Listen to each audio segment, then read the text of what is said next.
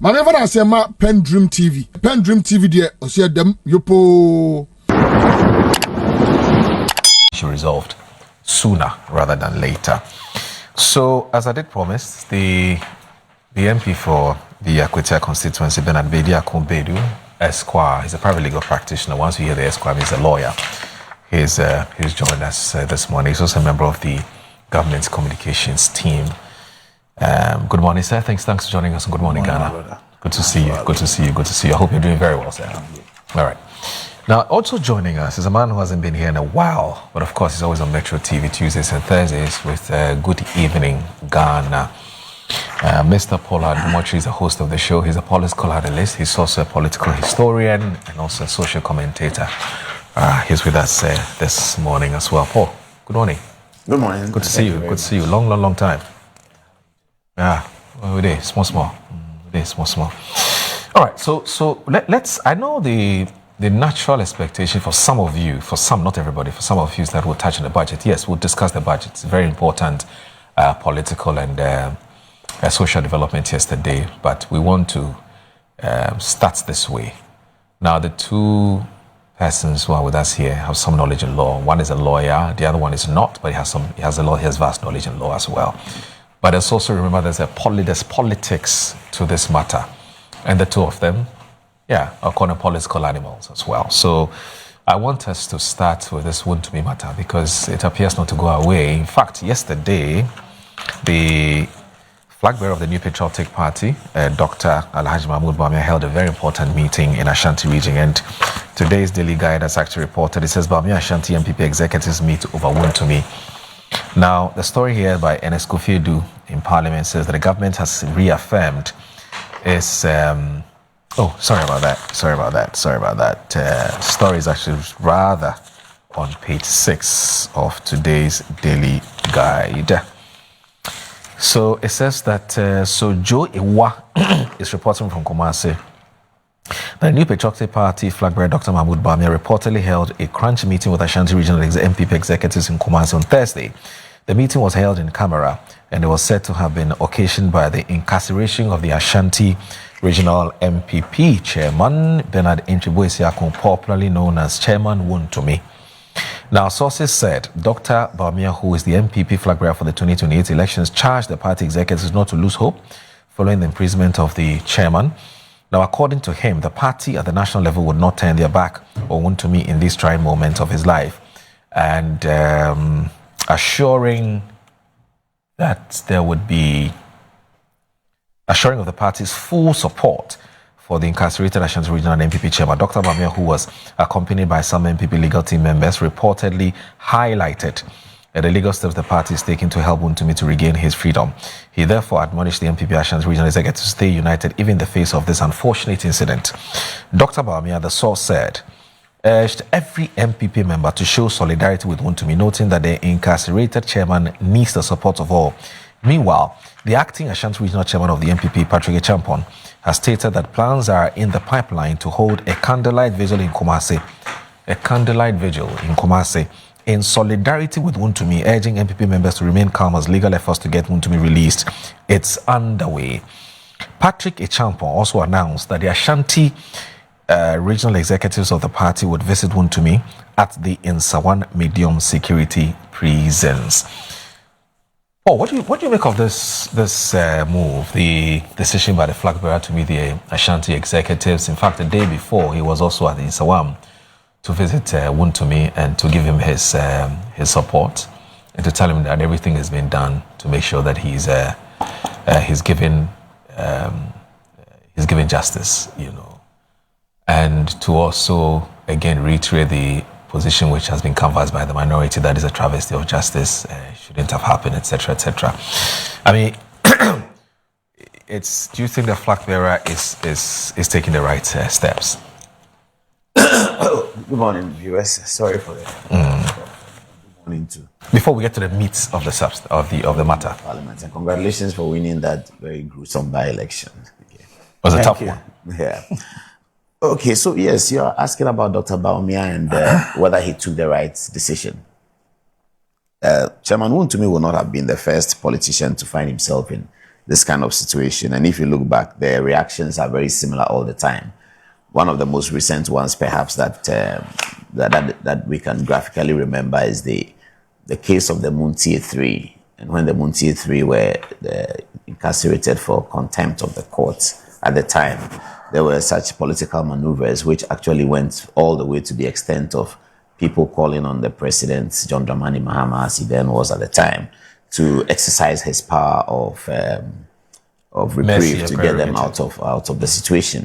There were divisions in that conversation where, as we all remember, the letter from the president's lawyer urged the president not to make any such decision, because the Muntie 3 situation was cutting through the cusp of Ghana's history in terms of political authorities' relationship with the judiciary. And so it was a very big matter.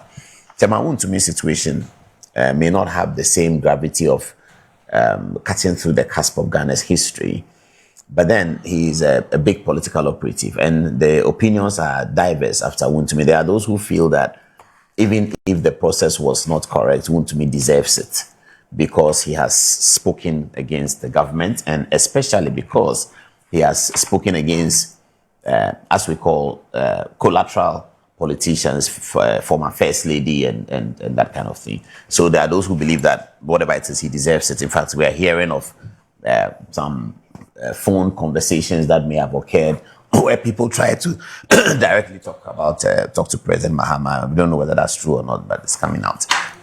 They also talk about Wontumi's unsavory descriptions of the vice president in the past during the 2020 campaign, and all of this plus Wontumi's total behavior, showing off gold everywhere and talking about galamsey and all of that, that the whole conversation is put within a context of, here's a guy who really deserves it. And those people don't really look at the process, what happened, and they don't think that that should be part of our political culture. Then there are those who feel that the legal process perhaps should have been made more transparent for everyone to follow, and also that the situation of getting a potential accused person to become a witness for the prosecution, there are those who feel that yes, perfectly law is correct, you can do that, happens all over the world. There are those who also feel that may not be very comfortable if we're looking to build a certain legal system devoid of political this and that. So that opinion is also there. Then there are those who also feel that even though it is law that the person who was the key witness to secure the conviction had himself confessed to performing galamsey, that the case itself suggests that in terms of the performance of galamsey itself, Wontumi was not part of it, but he's been charged for sort of allowing it and encouraging it, which is all an abetment of an offense. But then the person who committed the offense, who admitted that he committed the offense, it is very likely that if we were to look at volumes, we can actually calculate the extent of his galamsey, how much water it's destroyed, how much external material he puts in the ground to affect food production. That can actually be calculated. And therefore, we can calculate the injury that the performance of this galamsey may have occasioned, not just those in the immediate neighborhood, but all those who get the river streams that crosses all over Samamboy and comes to around the country. And they feel that it looks very odd that the law allows such a person to go scot-free and yet to punish another person who is said to have encouraged it. That set of people are there. And then there's a last group of people who feel that whatever it is complicated to jail Wontumi on what appears to be a purported assignment without the document of the assignment itself. That's another strand of the conversation. And they are completely shocked that once an issue of assignment is raised in a criminal process, you have to prove the assignment and document it. And then I saw a final opinion that we read yesterday by a lawyer, who wrote in some details, and he was talking about how if he reads the judgment, he sees that the burden of proof seems to be shifting. That typically the burden of proof in the Anglo-Saxon common law is that the accused person is innocent until he's proven guilty. And the burden is on the prosecution to show that the accused has done what they say he has done. And there's a standard to that proof, which is very high. Now, those people, this article says that it appears that if you read the judgment, it looked like Wontumi was the one who carried the burden of proof, that he should prove that he hasn't done something, or he hasn't done something, or that he has done something. And this article says that that is quite odd and bizarre, because that's not how these things are done in the common law. The burden of proof is always on the prosecution, but you read the judgment, it says Wontumi was unable to show this, he was unable to show that. So all of these conversations are going on around the Wontumi matter. I think that eventually it's going to be a political question.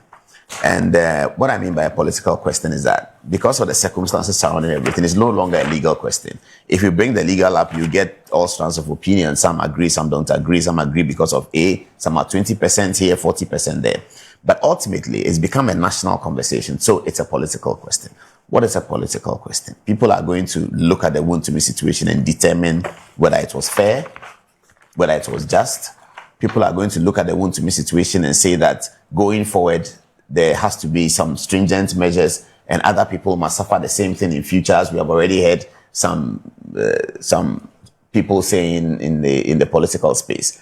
So what we can say about it is that once a political question is arisen, the former vice president, who is the presidential candidate of the party, finds himself in a situation where his Ashanti regional chairman has gotten into this difficulty. It was very urgent that Dr. Bawumia will reach out to the part of the party that is handed over to Wontumi by reason of he being the Ashanti regional chairman, that part of the party, to assure them that in spite of the incarceration of their chairman, things will be moving on according to plan, and that their chairman has also not been ignored, and that legal people are coming together to see how an appeal can be launched, and how that appeal can have a very high chance of success. We do not know yet what form of appeal is going to be, whether it's an appealing against the conviction or appealing against the sentence or whatever. And so he needed to do that because this is really a political matter. So what he did was absolutely correct, especially going to the base of where Wontumi controlled and telling them what he told them yesterday and urging for unity and all that. It helps them to also focus on their work, because some of them are more affected than those of us in Accra because they live with him. So if they are there and they are affected and they don't know what is happening, it doesn't get them to focus on the work they have to do, which is a lot of work. Going into 2028 election, the party is going into a regional contest 2 weeks or so. Thereafter, there's a national contest. Thereafter, there will be election of MPs, etc., etc. And the campaign is really moving on. Once we're in the midterm, the next time you blink, we're in 2028. So these are very important times, and he needed to tell them that focus on your work. I will do the rest. We're still scratching surfaces, and we're looking at the politics of what has happened. We'll get to, like I said, the substance of the matter itself in terms of where my guests agree or disagree with the judgment. We'll look at that. But, I mean, Wontumi is a very good friend. I know that. I mean, when I've seen you interviewing him in one of your journalistic work in Ashanti region, a few times, and I remember one of the interviews where he spoke some English. Me, I was like, this man, but that's one of these things. You like him? He's a great guy. How big is Wontumi in NPP politics, and to what extent do you think this is a big blow to the NPP's quest to recapture power in 2028? In terms of your knowledge of the question of how big Wontumi is in NPP is an interesting question, because the politics has changed a little bit from what it used to be in 1992. There's a guy who was a member of parliament. I think he's a chief now, Afo-Teagbo or so. Afo-Teagbo, yes. Now he told the story. He told a story during an interview on Joy FM Personality Profile that during the NDC period, the activations after 1992, he was very close to Flight Lieutenant Rawlings. And Flight Lieutenant Rawlings told him that he should run for parliament. And eventually he did. But he was very surprised when he was told by Flight Lieutenant Rawlings that he should run for parliament, because he didn't see himself as a parliamentarian. And he didn't see that running for parliament was something that you initiate on your own. And that was very telling. He gave the story that in the past, for instance, he said during the 79 elections, people don't on their own initiate to run for parliament. The community sits and checks out and decides that let us go and tell Peter Adjete that he should run for parliament for us. Let us go and tell Ni Odoy-Sykes, he's a big lawyer, that he should run for parliament for us. That's how it was. It wasn't, I decided to run for parliament and I'm doing posters and I'm doing flyers. No. And the way he grew up in Teshi. So in 1979, Teshi, Labadi, and Nungwa were one constituency. It was called Peshi constituency. Yeah. And it was represented by the UNC. So it was won by the UNC, and Ajete was the person. Ajete lived in East Cantonment, and that didn't matter in those days. They would travel from Peshi to East Cantonment to tell Peter that he should run for us because they looked around, he's the most important person. The people of Ododo-Dio, the PFP people of Ododo-Dio in those days, Ni Odoy-Sykes, former Ghana's ambassador to Canada, he lived in an airport residential area. But they would leave Ododo-Dio and go to him and say that, no more, please, come and run for us for parliament. That was how parliament was, as far as he's concerned. So when Rawlings told him that he should run for parliament, he was a bit confused. But he did, and he won. So the point I'm making is that how important one is in the party has changed from what it used to be to now. There is a higher reward for politics these days, and therefore there's a stronger competition for it.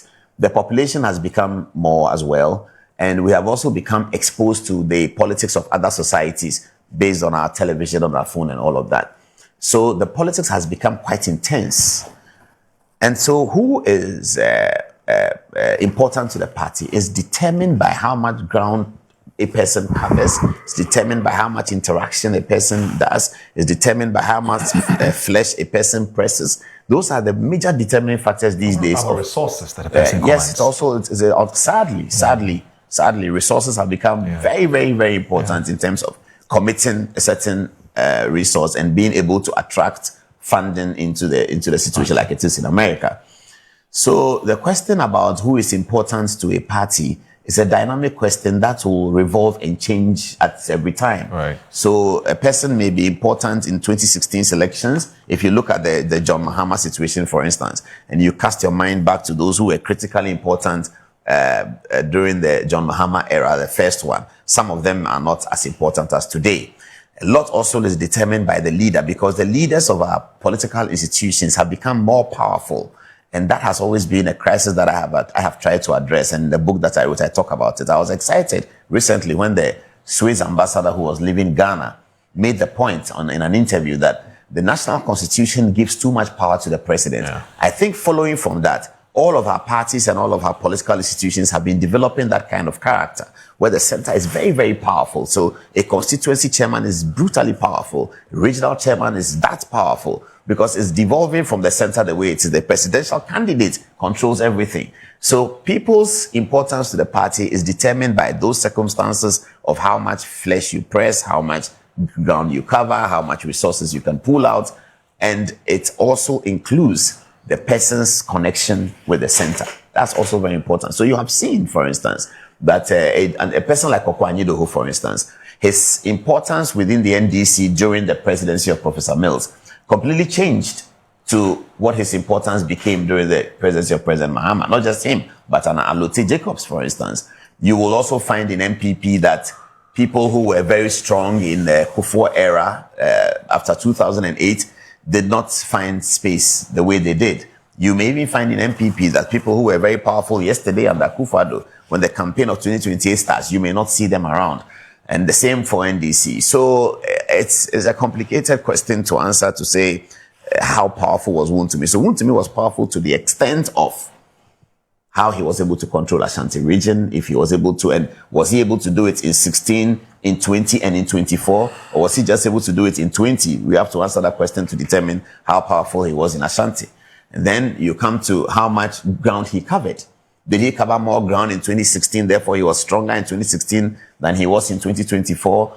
The situation is even such that people who can be very strong in the political party in one epochal situation can turn out to be negatives in the next election. One election, you have a very positive effect on the situation. The next election, you are actually taking votes away. It all happens. It's like MPs who get voted out. Every MP who gets voted out was once very popular. Yeah. You go to the constituency and he won elections and he was very popular. When K.T. Hammond lost his seat in Adansi Asokwa, I was one of the saddest people because I truly love him.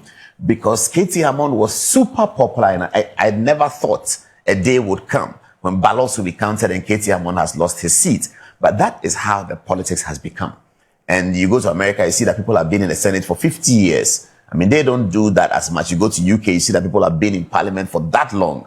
They still retain a bit of the culture of let's pick this person, let's pick that person. Because in their situation, especially in the United Kingdom, the party is very powerful, not an individual. I've seen how they can change the leader of the party even before the next election. So that's a system that they have given to themselves. So people do not really have to fight and contest to become MPs. In fact, sometimes when a seat becomes vacant, the party can take anybody from within and place him there because they want him in the parliament. So this is how the policies has become. There are good sides to it, but there are also very bad sides to it. So if we say that Wontumi, well, how important was Wontumi to the party? It was important to the extent of all of these different pieces of analysis. Right. I'm not so sure how we can conclude on that.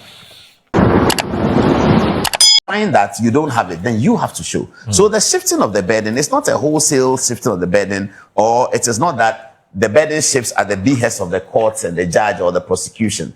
No, the burden shifts in specific instances. The question is, as the writer said, in this process where the burden was shifted on Wontumi, to show that what he was saying was correct, that is the issue that is being raised. He ought not to show as an accused person in the jurisprudence of the common law that what he is saying is correct. No, he only has to raise doubts in what the prosecution is saying. Then the prosecution must now come full throttle to show that 100% what we are saying as a prosecution is correct. And that is why the prosecution is given a lot of leeway. The prosecution is given the powers of arrest. The prosecution is given the powers of search. The prosecution is given the powers of collect your phone, collect your this, collect your that, so that it will help them gather their evidence, because it's not very simple. You can't go to the court and use what is in people's thoughts, imaginations to prosecute. You must be real in prosecuting and to deliver it beyond reasonable doubt. The concern of some of these lawyers is that that was not really done as far as this case is concerned. That really is a conversation. Okay. But Paul, just a number of questions. And we're still talking about the shift of burden of proof. Now, in having this conversation, we ought to situate in this right context. One, at least we can all agree that Wontumi says, I know him.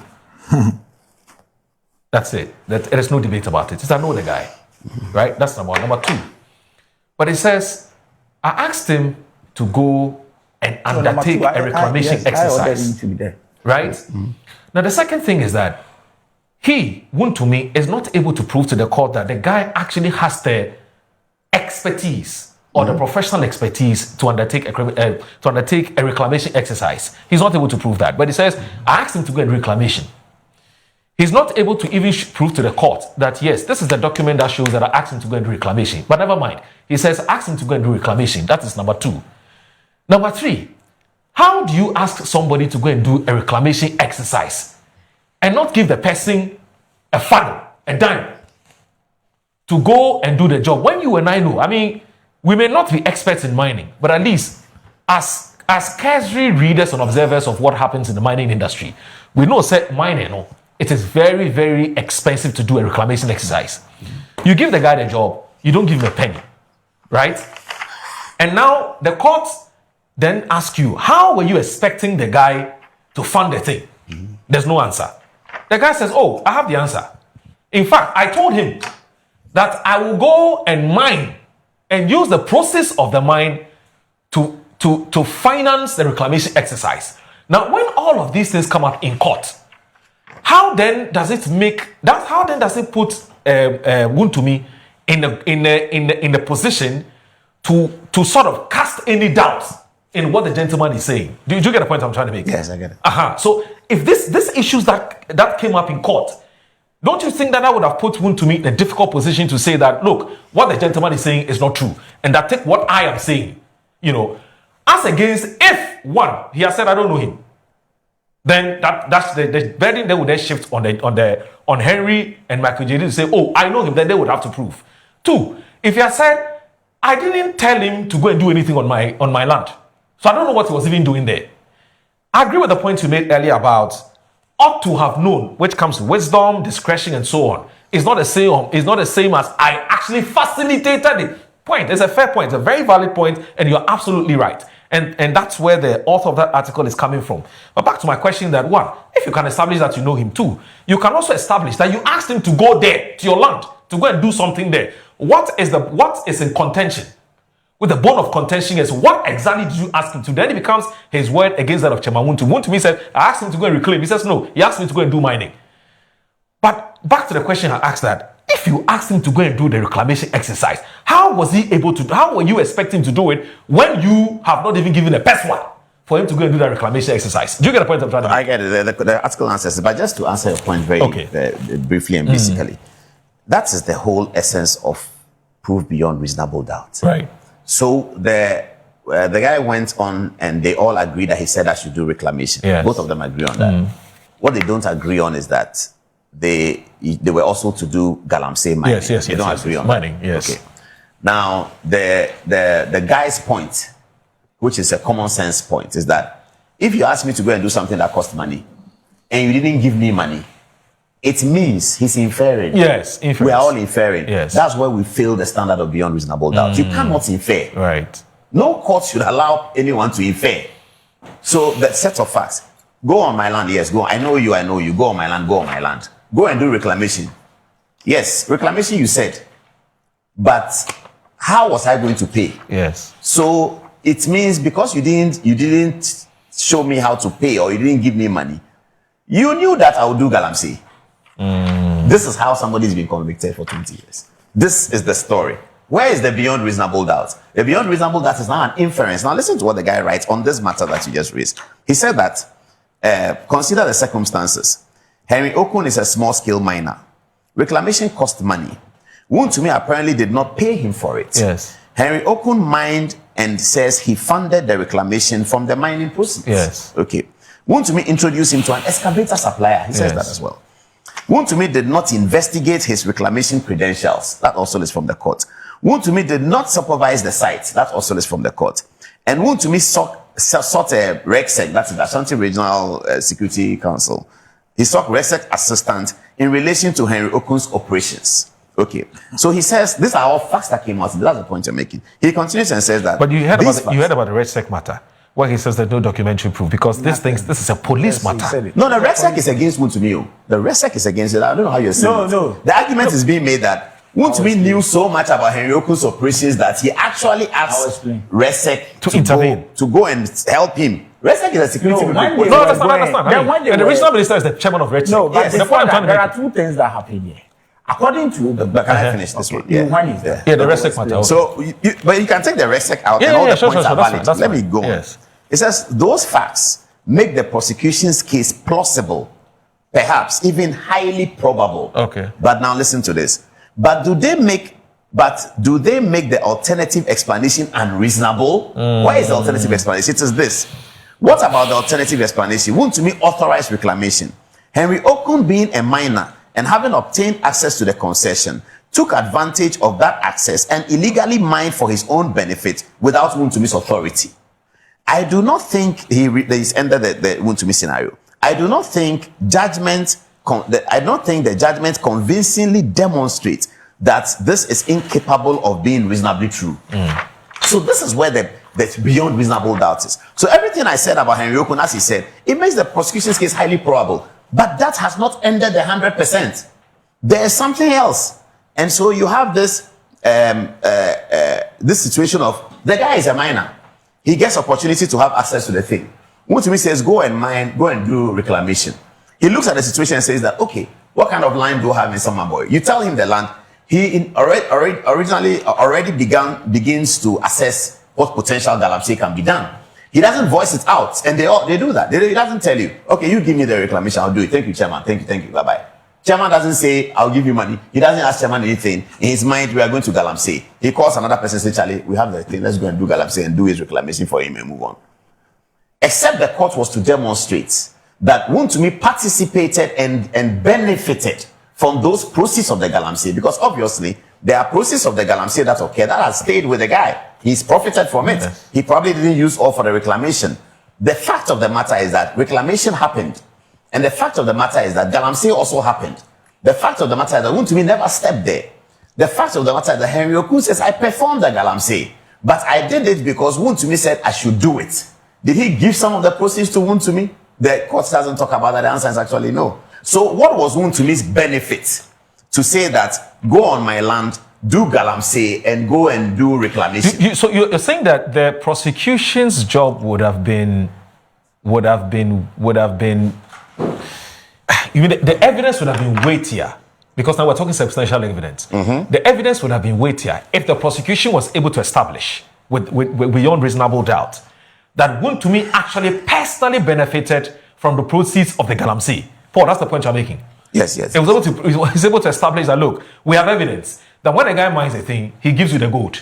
Yes. But quite clearly, I think that, what we don't know is whether that aspect was actually investigated. But back to the issue I raised, and we have to take a break and come back. Paul, there's also an element of this so-called circumstantial evidence. Because I'm saying because I'm not a court. That's what the court said. The fact that the guy says, I'm a small-scale miner, doesn't that ring a bell? He didn't say I'm a support services renderer. He says I'm a small-scale miner. Doesn't that in itself destroy everything that Wontumi has said? That you engage somebody who is a small-scale miner. Yes. Of course. I don't know whether Wontumi feigned ignorance or he said, yes, I know he's a small-scale man. I'm yet to recall. Based on what's happening in the court, I think he knew that he was a small-scale miner. So good. Now, if you know the guy is a small-scale miner, how do you engage a small-scale miner to do a reclamation, project? That's my question to you. We need to take a break. This question would have been relevant if the reclamation wasn't done. And Wontumi is alleging that I asked him to go and do reclamation. I didn't say he should do galamsey. No. And then there's no reclamation. No. This question would have been relevant. How do you pick a small-scale miner? No, Paul. You are lying. You didn't ask him to do reclamation. Paul, what the guy did post facto, it's not really the matter in issue. The matter in issue for me is that, does this guy have the professional expertise and competence? But that is settled in the question that they asked. That did you check whether he has expertise? He said he checked. Yes. But That's settled there. How then? And you are saying that automatically then suggests that the invitation for Okun to go onto the land was actually to do galamsey. That's the point. That's the point I'm trying to make. And I'm saying that point will be valid if no reclamation occurred. If there was no reclamation at all, then that point will be valid. And Wontumi comes and says, no, I asked him to go and do reclamation. You go to the land, there's no reclamation. And then it's only galamsey. It's only galamsey. The guy is a galamseyer. Okay. You told him to go on your land. Okay. Then you are telling the court that you asked him to do reclamation. Right. Where is the reclamation? But the fact that the reclamation happened, that changes the whole thing. The standard of proof is very important. The other issue is this, that... Okay. So you don't agree with Paul when he says that once you've arrested him and he knows, once you've arrested him and he knows that there's a possibility he may be prosecuted, it then compromises. At the time of his arrest, he didn't even know where the matter would get to, but he said what he knew. You see, but this issue of, I don't want to even sound to do any equalization. We're in this country when an attorney general, a certain attorney general, spoke on phone with someone and actually was suggesting to the person to toe a certain line in order to leave him off the hook. Okay. What did it mean? Confederate spoke to a certain gentleman and told him that talk this way because you are not the target. Okay. What is wrong with even this one? We never asked him to lie. How about the point Paul made that the weight of the evidence, or the evidence would have been weightier if, for instance, the prosecution could have established with beyond reasonable doubt that the proceeds from the mining was something that was given to Wontumi. And so then it then becomes clear that Wontumi actually instructed him to go and do mining and not necessarily reclamation. That, as the judge said, the reclamation argument was a post facto. It was an afterthought. Okay? Yes. But once you're not able to prove, say, when the guy was doing the mining, he was giving the thing to Wontumi. Why? How then do you then blame Wontumi for what has happened? What was happening on the land? How do you? And so Sadat Al Haroun is a lawyer. He says that kindly inform Paul that a lot of his submissions have no legal position in our criminal jurisprudence. A clear example is his statement to the effect that the prosecution has a leeway to even arrest. Regrettably, prosecutors do not arrest or as he sought to suggest, The power to arrest is a preserve of the police, with citizens also having only limited power and circumstances to arrest with consequences if the arrest has no legal justification. So advise him to slow and discourage to pose himself as a legal mind. I don't think he said prosecution of arrest. Where is this guy coming from? I don't think I heard him say Honorable say I shouldn't mind him.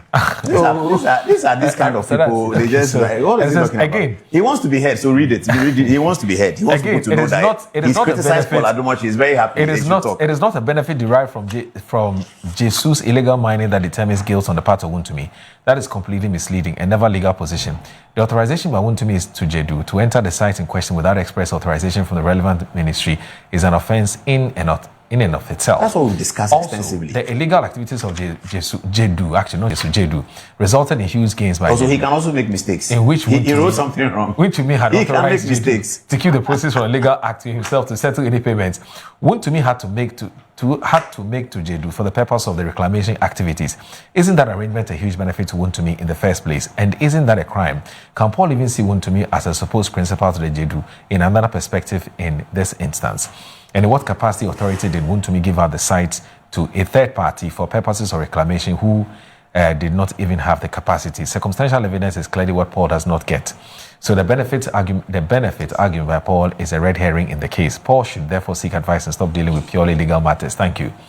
Nyaho Tamaklo sent a message. He says, good morning, guys. Ghana must remove the political cloak that now seems to cover almost every issue of national accountability. The enforcement of our laws, including the prosecution of political office holders, criminals and their associates where evidence warrants it, should never be reduced to partisan persecution. If we continue to politicize justice, we risk weakening the very democratic transitions we claim to protect. One day, we'll wake up to find our democracy eroded and ask, who destroyed it? The answer will be, we did. Dr. Nyaho Tamaklo, the Venerable Dr. Nyaho Tamaklo, and elderly statesman, thank you very much for sending that message. Alhaji Hansa from Pig Farm, he says that, good morning, and assalamu alaikum, my brother. Listening to Paul this morning, I can only come to the conclusion that they're doing all they can to throw dust into our eyes. But I can assure him that they will fail big time. Paul and functionaries of the MP should know that Wontumi is not above the laws of this land. High-profile personalities have been jailed in this country under the MP administration, and nothing happened. I will advise them to appeal the judgment and stop wasting our time. I even have my doubt whether the appeal will stand the test of time because they have a bad case. That's Alhaji Hamza from Pig Farm. Samuel Brian Boabeng says, Moro, even people with real political weight are being persecuted, so that is the fate of those who carry no political weight. When I look at how some NDC members whose entire political standing rests on JM's presidency have become so intoxicated with power that they could even kill to prove how powerful they are, I become deeply concerned about the future of this country. Moderates like us believe in forgiveness and building bridges, but others will not be so forgiven. The precedents being set today will almost certainly be used on a far larger scale by hardliners in the MPP tomorrow. History has a habit of coming full circle. Samuel Brian Barbie, that's my final question I was going to ask them, but you've written it. This, do you do me, and not looking at the law and looking at the issue, case by case. We like this. Well, if it's MPPs in power, somebody is prosecuted, it becomes a case of politics, and then you say, anyway, Ghana. This one here says, Moro, today Paul is stating facts devoid of politics. Good one. The thing is, a lot of Ghanaians know the truth. So when politicians want to throw dust into our eyes, it becomes funny. You didn't add your name, unfortunately. And I keep saying that when you add your name and where you're sending us a message, it helps. Now, Carlos Omodio says, on the issue of Galamsey that we're discussing, I believe there are many more people like Wontumi and their so-called kingpins within the MPP, including some members of parliament from the opposition. We're urging the government to speed up its investigations because Wontumi is not the only person who should be investigated. There are many others, and the authorities must identify those who claim they were carrying out land reclamation while allegedly engaging in illegal mining. They should all be brought to justice. Once again, regarding Paul Adom-Otchere, there have been allegations concerning activities linked to the Ghana Airports Company Limited as board chairman. We're calling on the security services to ensure that any ongoing investigations are expedited so the public can know the outcome, just as some people have called for investigations into any public officials to be accelerated. We believe in investigations involving Paul Adom-Otchere should also proceed with unnecessary delay. Carlos, and I say God bless you. Now, Sir Obama from Pokwase, he says the careful scrutiny of the judgment by Justice Kokuvite leads to one irresistible conclusion, which is that Wontumi is a political prisoner. He was targeted, persecuted, convicted, and jailed because of his perceived hard political opinion on national issues and nothing more. The NDC MP should continue celebrating the miscarriage of justice because his party is in power, but he should bear in mind that tomorrow is heavily pregnant. We, the midwives, are on standby for safe delivery, and we shall make sure Ghana becomes sweeter than honey post-2028, said Obama from Pokwase. And my last but not the least, Kwame Sapon-Asiedu, who is with the CDD, that's Center for Democratic Development, he sends this very interesting message. Now, he says that, good morning. There's something that concerns me about this Wontumi case. As the son of a late forester, I know land reclamation is only done when a parcel of land has been damaged. The damage could be as a result of illegal deforestation or mining, and also accidental contamination, for example, nuclear or oil spillage, as happened in Chernobyl. This brings me to my question: what caused the need for the land to be reclaimed, and what was Wontumi's role or responsibility in the damage? No one seems to dwell on this, and for me, that is a defect in this conversation. What was Wontumi's motivation or financial recompense from the reclamation? I think that he addressed that, Kwame. And Kojo Chumbuafo has sent us this message. Now, Kojo says that, Moro, can you kindly ask Paul whether said Natamaklo Achiunu's conviction was politically motivated? Isn't it shocking how the law is now not the law? All of a sudden, Paul is telling us a criminal trial adjudicated in a court with jurisdiction is now an appendage of government seeking to victimize a political opponent. That's according to Paul when he knows better. You, Paul, you're one of the people who goaded Wontumi on to become the insufferable criminal that he has been established to be. Wasn't it the order of the day to see Wontumi on your show displaying gold bars as if he lived in Fort Knox? Where do you think those gold bars came from? What did the Minister of Lands in the SWA government say about the Kunta mining? The Honorable Sam Abuja Abujinapo and the Ministry of Lands established that Kunta mining was engaged in illegal mining in the Tano Nimre forest. Wontumi himself, on an interview on Good Evening Ghana, said in 2013 that the NDC government seized his 500 excavators and 400 pickups. Can you kindly ask Paul what he thinks Wontumi will be doing with 500 excavators? Now, Abdul Kudu says that the position of the lawyer on the power of the prosecutor to arrest is wrong. That authority is implied given that police work complementarily with the AG. In any case, doesn't the police prosecute as well? Haven't we heard countlessly that the OSP has arrested people, including Paul, on your show? And Musa from Abattoir says that Paul Adom-Otchere's claim is a non-starter and lacks factual basis. You cannot give someone land for reclamation without making funds available for the exercise because the person is not Father Christmas. Paul comments appear to be driven more by propaganda than facts. However, lawyer Bernard has simplified the issue for the layman's understanding, unless, of course, someone has the ears of an elephant big, yet unable to understand. My regards to Dr. Amubafu, Aspiring National Vice Chairman of the NDC. And I need to remind our viewers just quickly that Metro TV, Original TV, and Original FM Metro Digital are proudly presenting what we call the Clean Conference 2026. And it's actually under the auspices of the Office of the Chief of Staff.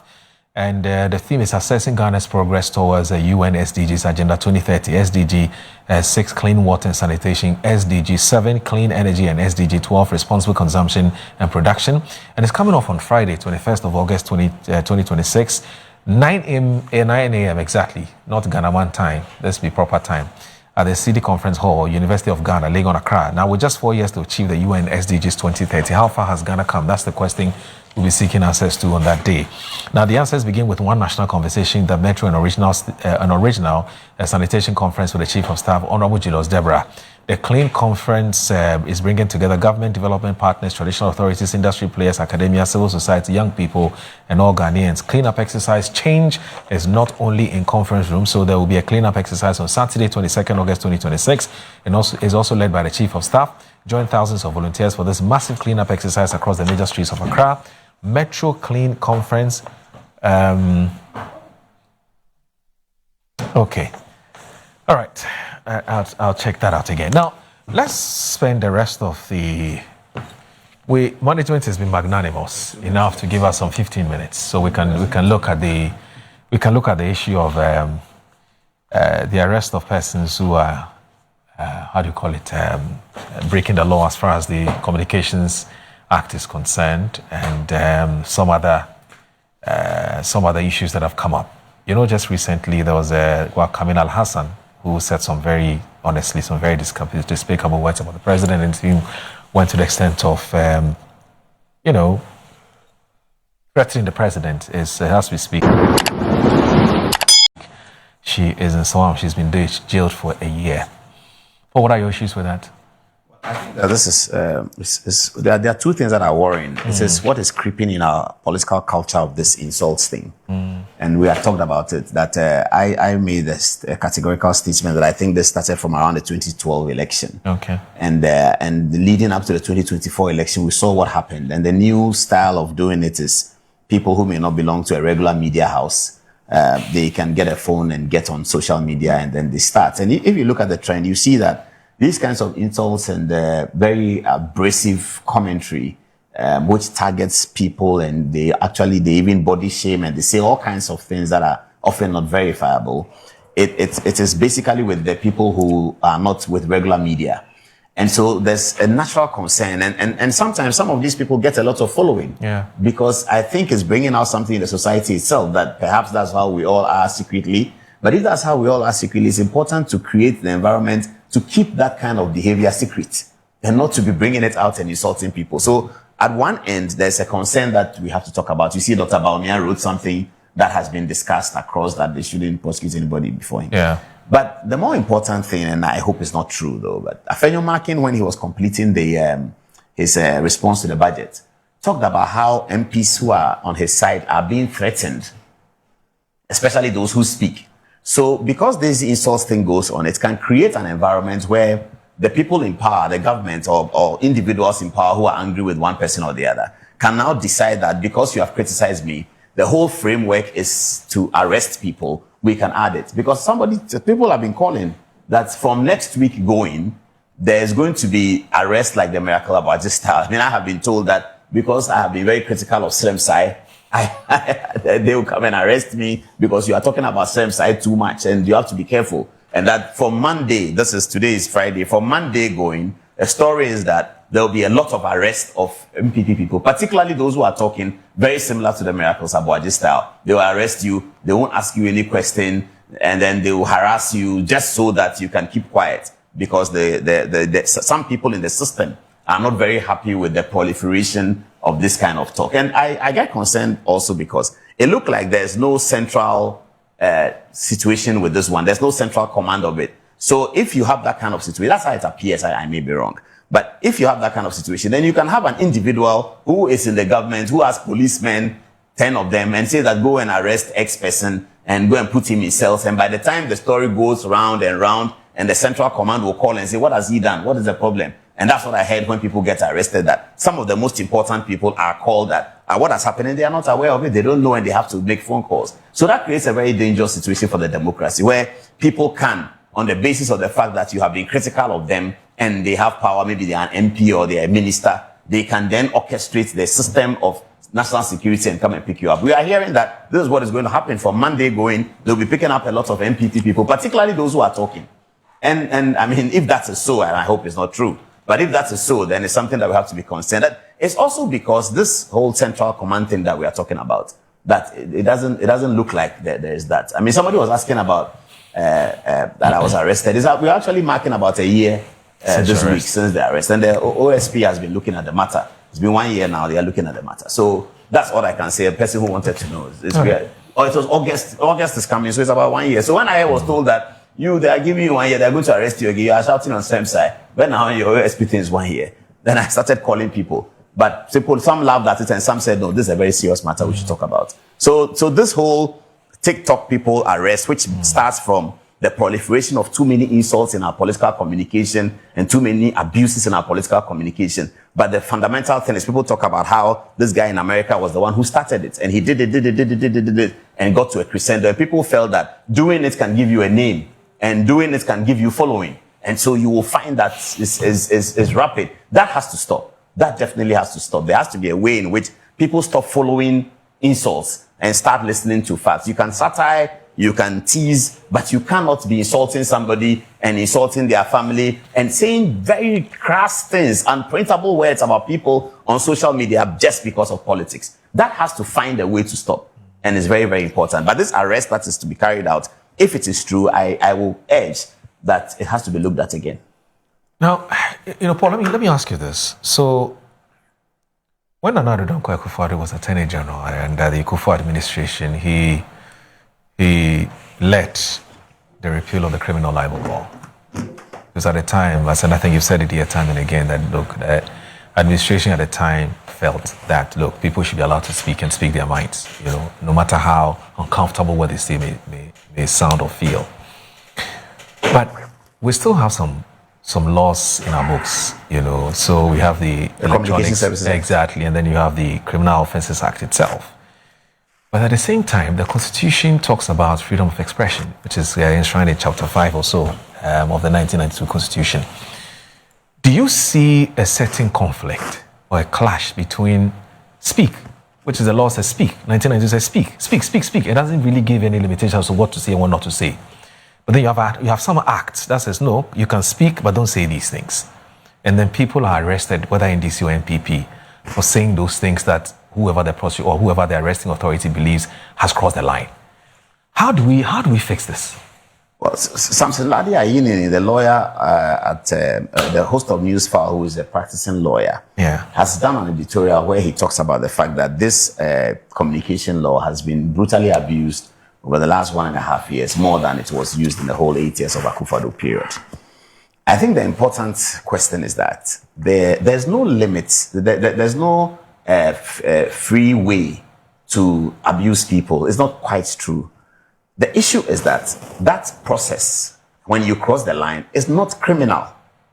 The person who's been affected, whether he's president of Ghana, whether he's a speaker of parliament, has ways to deal with it. One is the National Media Commission. When it was said about Akufo-Addo that he has a militia at the castle, he filed a complaint at the National Media Commission. A trial was conducted. The National Media Commission gave a conclusion. People believe that facilitates free speech. You can go harder.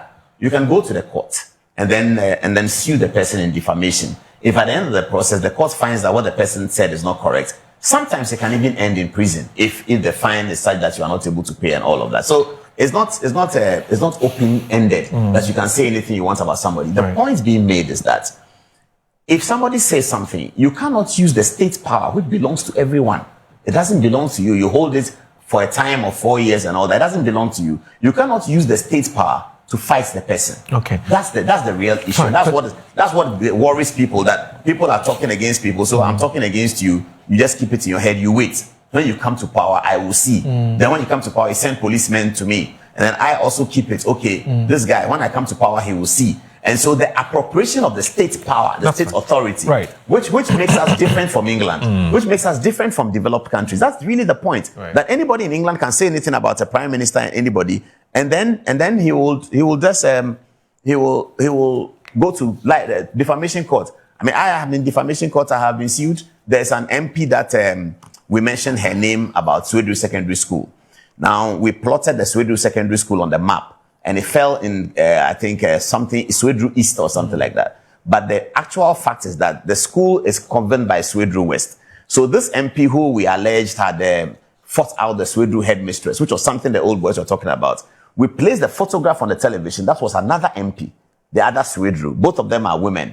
So she takes legal action against us that we have offended her. When we put the document on TV, our attention was drawn to it. So the subsequent program, we came and said that it wasn't this one, it's actually this one. Okay. But that didn't stop her from suing. But that is not for her as an MP of the ruling party to then go and call police or some police around her and say that go and arrest the Good Evening Ghana host. He puts my, you can go to court and sue. I have also taken legal action against people who have spoken about me in a certain way.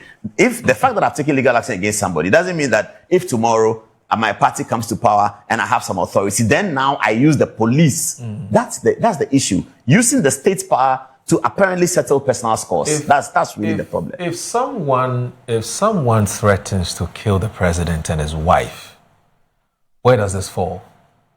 If someone threatens to kill the president and his wife, which has happened in recent times, and we know what has happened to that person, I mean, would you say that is also wrong for the state to come in and arrest the person?